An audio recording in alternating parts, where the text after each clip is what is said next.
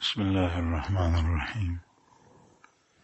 سوال کرنا حرام ہے، اور سوال کرنا وہ دنیا کی بیجا محبت کی دلیل ہے، اور سوال کرنا مال کے حرص کی دلیل ہے، اور بیجا محبت دنیا سے حرام ہے، اور حرص مال یہ ممنوع ہے۔ سوال کو ہماری شریعت میں حرام قرار دیا گیا ہے۔ رسول اللہ صلی اللہ علیہ وسلم کا ارشاد مبارک ہے، جس کا مفہوم ہے کہ جو شخص وہ سوال کرتا ہے، قیامت کے دن وہ ایسا آئے گا کہ یہی سوال اس کے چہرے پر خاموش یا خدوش ہوں گے، اور خاموش اور خدوش عربی زبان میں اس زخم کو کہتے ہیں جس کے چہرے پر کوئی جانور چنگل مارے، ناخن مارے اور اس سے اس کا گوشت نوچ لے، اس کو کہتے ہیں۔ یعنی یہ شخص قیامت کے دن حشر کے روز ایسا آئے گا کہ جس کے چہرے کا گوشت نوچا ہوگا، جس طرح کسی نے بلی نے وغیرہ وغیرہ نے پنجہ مارا ہے، اس کا گوشت وہ نوچا ہے، اس کی ہڈیاں نظر آتی ہیں۔ اور پھر یہ سوال کرنا یہ صرف پیسوں کا نہیں ہے، مختلف چیزوں کا ہے۔ بعض لوگ سوال کے اندر مبتلا ہوتے ہیں، روزانہ وہ سوال کرتے ہیں لیکن وہ سمجھتے نہیں، روزانہ کی بنیاد پر وسائل ہوتا ہے۔ کسی سے پیسے مانگنا مفت میں، یہ سوال ہے۔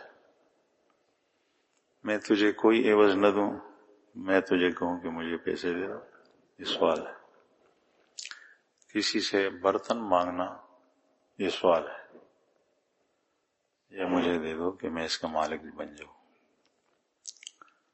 کسی سے ان کی خدمات وصول کرنا مفت میں، یہ سوال ہے۔ آپ نہ میرے شاگرد ہیں، نہ میرا بیٹا ہے، نہ کوئی اور حق میرا اس کے اوپر ہے، اور میں اس سے کہوں کہ مجھے پانی لا کر دے دو، وہ قلم اٹھا کر لا کر دے دو، یہ چیز لا کر دے دو، یہ سوال ہے۔ اس لیے کہ میں آپ سے آپ کی خدمت کا مطالبہ کرتا ہوں بغیر پیسوں کے۔ ہاں، آپ میرے ساتھ صبح سے لے کر عصر تک کام کریں، 8 گھنٹے، میں آپ کو اتنے پیسے دوں گا، یہ مزدوری ہے، اجرت، اجارہ، اور یہ متعاقدین دونوں کے رضامندی پر ہوتا ہے۔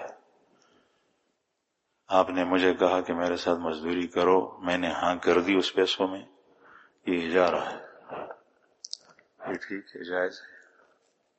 جو ممنوع سوال ہے وہ یہ ہے کہ مفت میں کسی سے روپے، پیسہ، کرنسی، ڈالر، ریال مفت میں مانگے، کسی سے برتن مانگے، قلم مانگے، کسی سے اس کی خدمت طلب کرے۔ بعض لوگ بغیر کسی حق ہے وہ دوسروں کے لیے بڑے بیٹھے ہوتے ہیں، اس کے پاس ہوتا ہے سرمایہ، وہ دوسرے کی حقارت بھی کرتے ہیں، یہ الگ گناہ ہے۔ تحقیر مومن کی تکبر، اور اس سے اس کی خدمت بھی لیتے ہیں، یہ الگ گناہ، دونوں حرام۔ اپنے آپ کو بڑا سمجھنا خود اپنے ذاتی مال کی وجہ سے، اور اس سے خدمت لینا مفت میں، یہ گناہ پر گناہ ہے، یہ دونوں حرام ہے۔ تو سوال کرنا یہ حرام ہے، اور سوال کرنا ایک فرد کا بھی ہوتا ہے، چھوٹے کا، بڑے کا بھی ہوتا ہے، فقیر کا بھی ہوتا ہے، غنی کا بھی ہوتا ہے، حاکم کا بھی ہوتا ہے، حکمران کا اور رعایا کا بھی۔ اگر ملک کا مقتدر حکمران صاحب حیثیت صاحب منصب شخص کسی دوسرے ملک کے ہم منصب سے اسی طرح چیزیں مانگے جو میں نے آپ حضرات کے سامنے رکھ دی، یہ سوال ہے اور یہ حرام ہے۔ اس کو لوگ سمجھتے نہیں۔ ہر کسی کے لیے سوال حرام ہے اور ہر چیز کا سوال حرام ہے، الا یہ کہ سخت ضرورت ہو۔ ایک آدمی پیاسا مر رہا ہے، پانی تک نہیں جا سکتا، اس وقت سوال اب بھی حرام ہے، لیکن اس شخص کے لیے اجازت ہے بامر مجبوری۔ اس سے اجازت کی وجہ سے کوئی یہ نہ سمجھے کہ سوال جائز۔ پھر تین چیزیں ہیں، ایک ہے سوال، ایک ہے اشراف اور ایک ہے طمع، اور یہ تینوں چیزیں ممنوع ہیں، لیکن اس میں درجہ ہے۔ سوال سب سے گھٹیا اور اس کا تذکرہ حدیث میں اور نصوص میں بہت زیادہ آیا ہے۔ پھر دوسرے نمبر پہ اشراف ہے، رسول اللہ صلی اللہ علیہ وسلم کے حدیث مبارک میں اس کا بھی تذکرہ آیا ہے۔ آپ صلی اللہ علیہ وسلم نے ایک حدیث مبارک میں ارشاد فرمایا، بغیر سوال کے، بغیر طمع کے، بغیر اشراف کے، مفہوم یہ ہے اس کا، بغیر اشراف کے آپ کے پاس کوئی چیز آ جائے تو اس کو لے لو، اشراف بھی نہ ہو۔ اگر اشراف ہے تو پھر ممنوع ہے۔ ہمارے حضرت مفتی صاحب دامت برکاتہم رحمہ اللہ ہو گئے رحمتاً واسعہ، میں کمرے میں ساتھ ہوتا تھا اکثر و بیشتر، کربوغا میں بھی رہا، معتکف میں بھی رہا، سفر کے اندر بھی رہا، ملک کے اندر بھی رہا، باہر ملک میں بھی رہا، حرمین شریفین میں بھی رہا، ایک کمرے میں۔ آپ نے جب کوئی چیز کمرے کے اندر اٹھانی تھی، یہاں بیٹھے ہیں وہاں وہ چیز ہے، خود اٹھ کر وہ لیتے تھے۔ قلم، کاغذ آپ نے مجھ سے نہیں کہا کہ یہ مجھے دے دو۔ جب آپ حرکت کرتے تو میں سمجھتا کہ حضرت کو کسی چیز کی ضرورت ہے، تو حضرت کو میں کہتا کہ کیا چیز ضرورت ہے، تو حضرت یا خاموش رہتے یا کہتے کہ نہیں تم بیٹھ جاؤ، خود جا کر وہ چیز اٹھاتے۔ مجھے تو پتہ نہیں تھا، غیب کا جاننے والا نہیں ہوتا کہ کس چیز کی ضرورت ہے۔ تو اس دور کے اندر بھی ایسے لوگ موجود ہیں، اور یہی شہادت اور گواہی حضرت کے بیٹے نے بھی دی کہ گھر کے اندر اپنے مخصوص کمرے میں ساتھ ہوتا تھا، کسی کام کے لیے جاتا اور حضرت کسی چیز کے لیے اٹھتے تو میں کہتا کہ آپ کو کس چیز کی ضرورت ہے، آپ مجھے بتا دیں کہ میں لا کر دوں۔ حضرت فرماتے کہ نہیں۔ جب وہ چیز اٹھا کر لاتے تو میں کہتا کہ میں تو اس کے قریب تھا، تو آپ نے مجھے کیوں نہیں کہا؟ تو وہ کہتے ہیں کہ حضرت فرماتے کہ اس سے میری اپنی عادت خراب ہوتی ہے۔ عادت خراب ہونے سے مراد یہ ہے کہ میرے نفس سرکش بن جائے گا، وہ پھر مشروطی کا عادی ہو جائے گا، وہ کہے گا لوگ میری خدمت کرتے ہیں، لوگ میری خدمت کرتے ہیں۔ آج کل تو اگر عمر کی بڑائی کے لحاظ سے کوئی کسی کی قدر کرے تو وہ بڑا آدمی کہتا ہے کہ میرے اندر کوئی چیز اس نے دیکھی۔ حضرت شیخ الحدیث مولانا محمد زکریا نور اللہ مرکزہ، ہمارے شیخ الشیخ نے ایک جگہ کتاب میں لکھا ہے کہ گیدڑی سے اس کے بچوں نے پوچھا کہ اماں پری کسے کہیں؟ گیدڑی سے، گیدڑی پہ جانے بلا بھائی سے تو گیدڑا مادہ، گیدڑی سے کسی نے پوچھا کہ اماں پری کسے کہیں؟ ہاپیرائی سے تو ہوئی۔ اس نے کہا چھپ چھپ لوگوں کی نظر میرے اوپر پڑتی ہے۔ جب اس کی کوئی خدمت کرتا ہے تو یہ سمجھتا ہے کہ میرے اندر کوئی چیز ہے جس کی وجہ سے لوگ میری خدمت کرتے ہیں۔ اس کا نفس خراب ہو گیا، بس ختم ہوا یہ شخص۔ اس لیے یہ حضرات اس کا خیال رکھتے تھے کہ قلم اٹھانا ہو، پانی لینا ہو، یہ بھی کسی سے میں نہ کہوں تھے کہ میری اپنی عادت خراب نہ ہو جائے. عادت خراب ہونے کا مطلب یہی ہے کہ میرا نفس سر نہ اٹھائے، پھر وہ مجھ سے مختلف قسم کے کام کرے گا. تو میں عرض کر رہا تھا کہ ایک سوال ہے، یہ حرام ہے. رسول اللہ صلی اللہ علیہ وسلم نے صاف طور پر سوال کی ممانعت فرمائی. ایک اشراف ہے. اشراف میں اور سوال میں اور طمع میں فرق کیا ہے؟ تینوں ممنوع ہیں. اشراف اور سوال میں فرق یہ ہے کہ سوال میں زبان بھی استعمال ہوتی ہے، اللہ کے نام پر دے دو یا اللہ کا نام نہ لے کوئی چیز مانگے تو یہ زبان استعمال ہوئی، یہ سوال ہے. اور اشراف یہ ہے کہ زبان استعمال نہ ہو لیکن آنکھیں استعمال ہوتی ہے بہت زیادہ. اس کے جیب میں ہاتھ گیا اور انصاف کی نظر اب لگی رہی کہ یہ کوئی چیز جیب سے نکال کر مجھے دیتا ہے، یہ اشراف. وہ شاپنگ بیگ میں کوئی چیز لے کر آیا اور اس کی نظر شاپنگ بیگ سے نہیں اٹھ رہی، تو اس کا مطلب یہ، اس کا خیال یہ ہے کہ یہ چیز مجھے دے گا اور دل کے اندر مانگ بھی رہا ہے کہ یہ مجھے دے دے. یہ اشراف ہے، یہ بھی حرام ہے. اس لیے کہ یہ حالت سے سوال کرنا ہے، وہ زبان سے سوال کرنا تھا.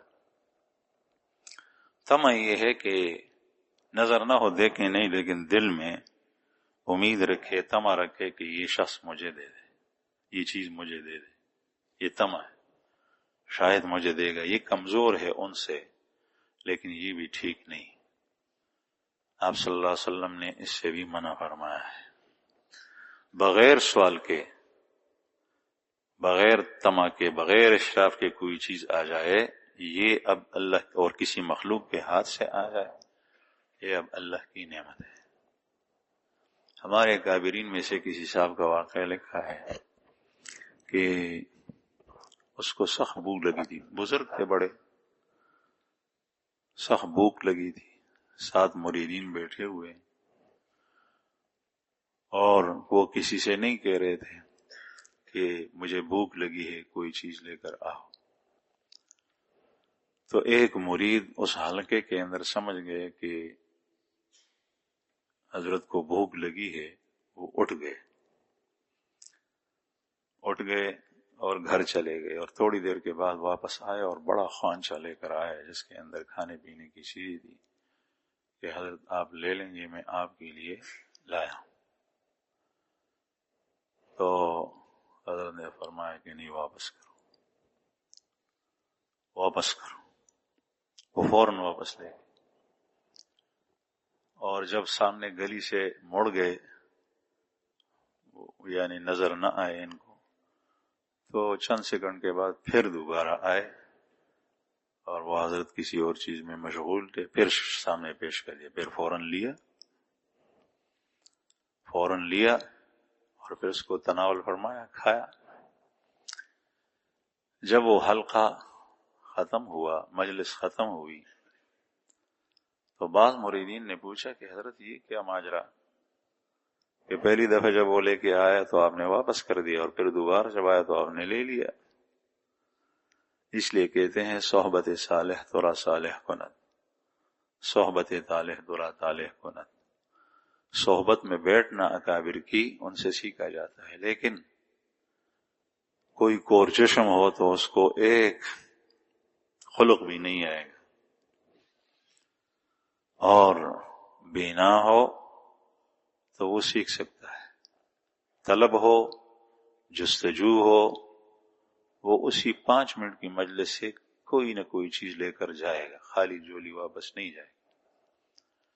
اس لیے انہوں نے پوچھا کہ حضرت یہ بات ہماری سمجھ میں نہیں آئی. تو انہوں نے فرمایا کہ جب پہلی مرتبہ یہ لے کر آیا، مجھے بھوک لگی تھی تو میرے دل میں آیا کہ یہ شخص یہ کھانا میرے لیے لے کر آیا ہے. یہی اشراف اور طمع ہے، اور اس طرح لینا یہ ممنوع ہے، اس لیے میں نے واپس کر دیا. جب دوبارہ لے کر آیا تو میرا خیال ہی نہیں تھا کہ یہ دوبارہ لے کر آیا. وہ مرید بڑا سمجھدار تھا، وہ سمجھ رہا تھا کہ شیخ نے یہ کیوں واپس کیا ہے، شیخ نے کیوں واپس کیا ہے. اس لیے وہ فوراً پھر لے کر آیا، شیخ کے دل سے طمع، اشراف سب کچھ ختم ہوا، پھر لیا۔ حضرت عمر فاروق رضی اللہ عنہ کو رسول اللہ صلی اللہ علیہ وسلم نے مال لیا، اس کو عطا کہتے تھے، جس طرح فوج کی تنخواہیں ہوتی ہیں تو جو مجاہدین اس زمانے کے اندر جہاد کے لیے مختص ہوتے تھے فوراً ان کو بھیجا کرتے تھے، تو بالغ ہونے کے بعد ان کے لیے تنخواہیں مقرر تھی۔ تو حضرت عمر فاروق رضی اللہ عنہ نے جب یہ سنا مال کی دنیا کی محبت نہ ہو، مانگنا نہ ہو، یہ ساری چیزیں، تو بہت سارے صحابہ کرام رک گئے تھے۔ تو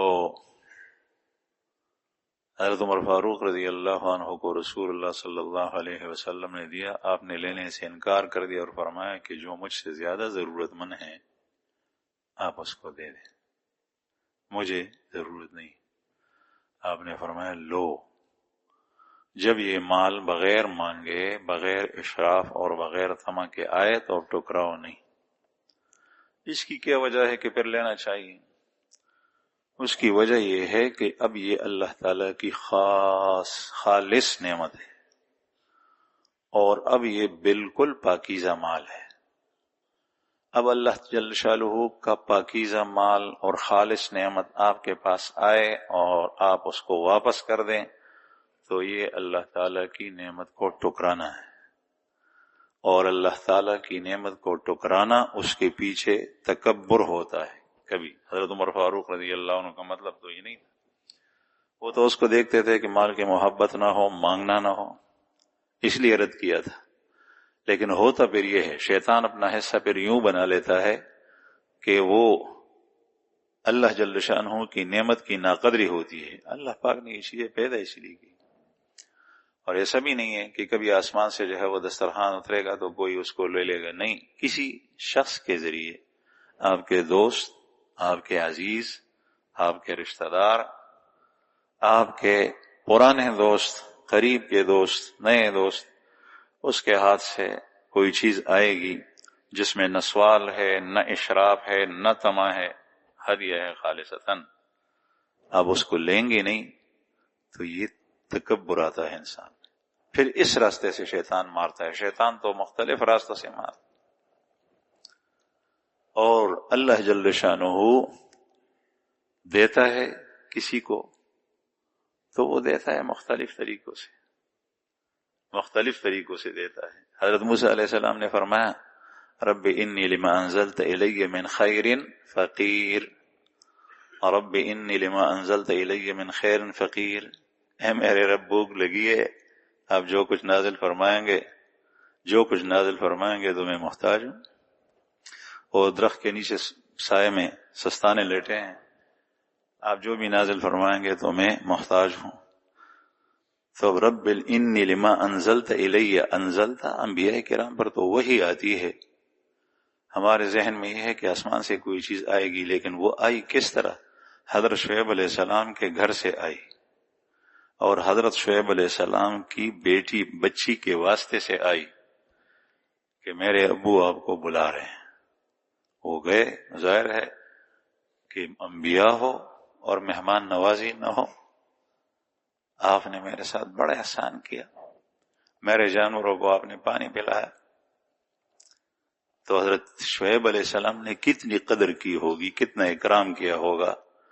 اب یہ سوال اللہ جل شانہ سے تھا، اور وہ آیا بھی اللہ کی طرف سے، لیکن ظاہری ہاتھ وہ حضرت شعیب علیہ السلام کا تھا۔ اس لیے یہی سوال، یہی طمع، یہی اشراف نہیں، برملا کھل کر مانگے اللہ تعالی سے تو یہ عبادت بن جاتی، یہ عبادت بن جاتی۔ قرآن کریم میں اللہ جل شانہ نے ارشاد فرمایا وقال ربكم ادعوني استجب لكم ان الذين يستكبرون عن عبادتي سيدخلون جهنم داخرين، اور تیرا پروردگار کہتا ہے ادعونی، مجھ سے مانگو، استجب لکم، میں تمہیں دوں گا، تیری دعا قبول کروں گا. وقال ربكم ادعوني استجب لكم ان الذين يستكبرون عن عبادتي، جو لوگ میری عبادت سے، میری بندگی سے وہ ناک منہ چھڑاتے ہیں، تکبر کرتے ہیں، سیدخلون جہنم داخرین، قریب وہ جہنم میں داخل ہوں گے. تو اس تکبر کو دعا کے ساتھ لگانا وہ یہ ہے کہ اللہ تعالیٰ سے نہ مانگے. اس کا مطلب یہی ہے، یہی تکبر ہے. اس لیے کہ مانگنا عاجزی ہے. ہمیں کوئی کہے، آپ وہ عرف کے اندر آج کل یہ بات بنی کہ میرے لیے دعا کرو، تو کہتے ہیں نہیں دعا تو آپ کریں گے، آپ ہمارے بزرگ ہیں، آپ ایسے ہیں، آپ ایسے. اس کا مطلب یہ ہے کہ میں تو دعا کا نہیں رہا، میں تو دعا نہیں کروں گا. اتنی بے وقوفی. حالانکہ دعا ہے کیا چیز؟ دعا تو محتاج کا غنی سے مانگنا ہے. پکار ہے، مجھے دے دے، اے اللہ مجھے دے دے، اے اللہ مجھے روٹی دے دے، اے اللہ مجھے کپڑے دے دے، یا اللہ مجھے بخش دے، یا اللہ مجھے گھر دے دے، یا اللہ مجھے پیسے دے دے، یا اللہ میرے پاس کرایہ نہیں ہے مجھے کرایہ دے دے. یہ تو اپنے آپ کو بھک مانگا بنا رہا ہے، اور کسی کے در کا بھک مانگا بننا یہ انتہائی تذلل ہے. اس کا مطلب یہ ہے کہ آپ کہہ رہے ہیں کہ ہم کیا دعا کریں، دعا تو آپ ہمارے لیے کریں گے. یعنی میں متکبر ہوں، میں کبھی عاجز اور ذلیل نہیں بنوں گا اللہ کے سامنے. سوال کرنا بندے سے حرام ہے. اس کی وجہ یہ ہے کہ مخلوق کے سامنے تذلل یہ حرام ہے. حضرت عبداللہ ابن عباس رضی اللہ عنہما فرماتے ہیں کہ چمچگیری اور تذلل کسی کے سامنے جائز نہیں ہے سوائے عالم کے سامنے کہ آپ اس سے علم حاصل کریں. اور عبداللہ ابن عباس کے قول کا بھی یہ مطلب نہیں ہے کہ یہ سوال اٹھتا ہے کہ وہ بھی تو مخلوق ہے، نہیں. اس کا مطلب یہی ہے کہ حقیقت میں علم اللہ کے پاس سے آیا. امام احمد بن حنبل رحمہ اللہ فرماتے ہیں العلم ما جاء من فوق، علم وہی ہے جو اوپر سے آیا ہے. اوپر سے آیا ہے، اب یہ واسطہ ہے. رسول اللہ صلی اللہ علیہ وسلم پر اترا، پھر آپ سے آپ کے صحابہ کرام کے پاس آیا، پھر ان سے تابعین کے پاس آیا، پھر تبع تابعین کے پاس آیا، پھر چلتے چلتے چلتے ہمارے اساتذہ کے پاس پہنچا. اب اس کے لیے تملق تذلل سے بڑھ کر ہے. تملق میں کرتا ہوں اس لیے کرتا ہوں تاکہ وہ علم میرے پاس آ جائے، تو در حقیقت اللہ کے سامنے تملق ہے، اللہ کے سامنے تذلل ہے. تو اللہ جل شانہ سے مانگنا یہ تو عاجزی ہے، یہ تذلل ہے اللہ کے سامنے. اس لیے سوال کرنا بندہ سے حرام، اور سوال کرنا اللہ تعالی سے یہ عبادت. تما رکھنا اللہ جل شانہ سے یہ عبادت، اور اشراف اللہ تعالی سے یہ عبادت. ہم بادل آتے ہیں، بارش نہیں ہوئی، ہماری نظر بادلوں کے اوپر ہے، اور دل کی آنکھیں اللہ پر پڑتی ہیں، اور دل کی زبان اللہ تعالی سے گویا ہے یا اللہ بارش برسا، نظر پڑتی ہے بادلوں کے اوپر. یہ اشراف ہے، اور یہ اشراف یہ بہترین عمل ہے. یہ مخلوق سے مانگنا نہیں بلکہ اللہ جل شانہ سے مانگنا ہے. یہ ایک علامت ہے، جب بادل آتی ہے تو بارش ہوتی ہے، ہم کہتے ہیں کہ یا اللہ بادل آئے ہیں، ہم امید رکھتے ہیں آپ ہمارے اوپر بارش بھی برسائیں گے. تو بہرحال میں عرض کر رہا تھا کہ رسول اللہ صلی اللہ علیہ وسلم نے سوال سے منع فرمایا ہے، اور دعا بار بار اپنے رب سے مانگنا چاہیے، اللہ تعالیٰ سے مانگنا چاہیے. پھر سوال کے ساتھ ایک دوسری چیز بھی ہے، سوال کرنا مسئلے اور علم کے بارے میں. یہ میں نے ابھی ضمناً بھی عرض کیا کہ سوال کرنا، مثلا آپ کو کوئی مسئلہ نہیں آتا، نماز کے ساتھ متعلق ہے، مسئلہ نکاح کے ساتھ ہے، طلاق کے ساتھ ہے، وہ کسی سے پوچھتے ہیں، تو یہ سوال پوچھنا نصف علم ہے. سوال کی کئی قسمیں، اور ایک سوال وہ ہے کہ رسول اللہ صلی اللہ علیہ وسلم نے اس سے بھی منع فرمائے، ان دونوں قسموں میں نہیں ہے. نہا عن کثرت السوال، نہا عن قیل وقال وکثرت السوال واضاعت المال. اللہ کے رسول نے قیل و قال سے منع فرمایا ہے، بحث فلاں تو یوں کہتا تھا، آپ کیا کہتے ہیں؟ ایک شخص نے مجھ سے پوچھا، فلاں عالم تو کہہ رہا تھا کہ سود حرام ہے، آپ کیا کہتے ہیں؟ میں نے کہا قرآن پاک کہتا ہے کہ حرام ہے۔ اس طریقے سے لوگوں کو آپس میں لڑاتے ہیں، فلاں یہ کہتا تھا، فلاں یہ کہتا تھا، فلاں یہ کہتا تھا۔ تم کہ صریح نص قرآن پاک کی موجود ہو تب بھی کہتے ہیں کہ فلاں یہ کہتا تھا، فلاں یہ۔ اللہ کے بندے تم عمل کرو۔ قیل و قال، بحث، فضول بحثوں میں پڑنا، اس سے گزشتہ قومیں ہلاک ہوئی۔ آپ صلی اللہ علیہ وسلم نے اس سے منع فرمایا۔ وکثرت السؤال، اور بہت زیادہ سوال کرنا۔ اس سوال سے مراد یہ ہے کہ آدمی خواہ پوچھتا رہے، دینی مسئلہ متعلق نہیں، وہ سمجھ گیا، اس کے آگے ایک حد کو پار کر کے پوچھتا ہے۔ ابراہیم علیہ السلام نے جو دمبا ذبح کیا تھا قربانی کے موقع پر، اسماعیل علیہ السلام کی جگہ اس کا گوشت کس نے کھایا؟ اب یہ کوئی سوال ہے؟ اس قسم کے سوالات کرتا ہے، اس کو مرض ہے، یہ بیماری، بس انگلی اس میں مارتا ہے۔ حضرت عبداللہ ابن عباس رضی اللہ عنہ فرماتے ہیں کہ علم کے حریص صحابہ سے بڑھ کر کوئی اور نہیں تھا، اور اس بات کے حریص کہ رسول اللہ صلی اللہ علیہ وسلم سے ہم کچھ سنیں کوئی اور قوم ایسی نہیں تھی، لیکن اس کے باوجود قرآن پاک میں ان کے 13 سوالات کا تذکرہ ہے۔ اللہ کے کلام میں ذکر فرمایا صرف 13 سوالات کی، اور احادیث میں آتا ہے، بخاری شریف کے اندر احادیث ہے، دوسری احادیث کی کتابوں کے اندر بھی ہے کہ رسول اللہ صلی اللہ علیہ وسلم کے صحابہ کرام آپ سے پوچھتے نہیں تھے، چاہتے تھے کہ کوئی اعرابی اور بدو باہر سے آئے، وہ کوئی سوال پوچھے اور ہم سنیں، پھر صحابہ اس سے خوش ہوتے تھے، اس لیے کہ آراب ہوتے تھے، تہذیب سے دور ہوتے تھے، ان کو یہ خیال نہیں ہوتا تھا کہ اللہ کے رسول کے ساتھ کس قسم کا معاملہ کرنا چاہیے۔ صحابہ کرام جانتے تھے ایسا سوال ہم نہ کریں جس سے آپ کو تکلیف ہو، وہ اس قسم کی باتوں کا احتیاط نہیں رکھتے تھے، خیال نہیں کرتے تھے، تو وہ پوچھتے اور صحابہ کرام کہتے کہ آپ صلی اللہ علیہ وسلم جوابات دیتے، ہم خوش ہوتے۔ یہ کیوں؟ خود سوالات نہیں کی، تو دین کے اندر بھی سوالات نہیں کی، لیکن اللہ کے رسول نے کوئی گوشہ ایسا چھوڑا نہیں جس میں امت تش نہ رہے، نہیں، ہر طرف سے سارے احکام بتا دیے۔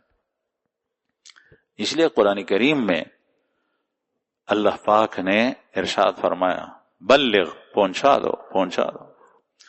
اور آخری حج کے موقع پر وفات سے کچھ دن پہلے، چند دن پہلے، رسول اللہ صلی اللہ علیہ وسلم نے صحابہ کرام کے لاکھوں کا مطلب لاکھ سے اوپر مجمع کے اندر فرمایا کہ الا هل بلغت، کیا میں نے اللہ کے پیغامات آپ تک پہنچا دیے؟ صحابہ نے عرض کیا کہ یا رسول اللہ آپ نے پہنچا دیے۔ تو پھر آپ صلی اللہ علیہ وسلم نے ارشاد فرمایا انگلی سے، اللہم اشہد، اللہم اشہد، اللہم اشہد، 3 دفعہ، اے اللہ آپ گواہ رہیے، اے اللہ آپ گواہ رہیے۔ ان لوگوں نے کہا میں نے آپ کا پیغام پہنچا دیا، میرے کندھوں کے اوپر جو ذمہ داری آپ نے ڈالی تھی وہ میں نے پوری کر لی، آپ اس مجمع کے اوپر گواہ رہے۔ اس کا مطلب ہے کہ کوئی گوشہ دین کا، شریعت کا آپ نے تشنا نہیں چھوڑا۔ تو بہرحال میرے کہنے کا مقصد یہ کہ فضول سوالات، اس سے بھی بچنا چاہیے۔ بعض لوگوں کا مشغلہ یہی ہوتا ہے، دکان پہ، راستے میں، بازار میں، کسی جگہ بیٹھ کر بھی سوالات کوت کوریت کرتے ہیں، سوال سے سوال نکالتے۔ تو عرض کرنے کا مطلب یہ ہے کہ ان چیزوں کے اندر فرق ہے۔ اللہ سے کی جائے یہ دل کا کانٹا ہے تو سوال کرنا عبادت، مخلوق سے کی جائے تو سوال کرنا حرام ہے۔ اسی دل کی اصلاح کرنی، اللہ جل شانہ سے لگا رہے تو یہ صالح ہے، اگر مخلوق کی طرف کی نظر جھکے تو یہ پھر حرام کے اندر، گناہوں کے اندر مبتلا ہوتا ہے۔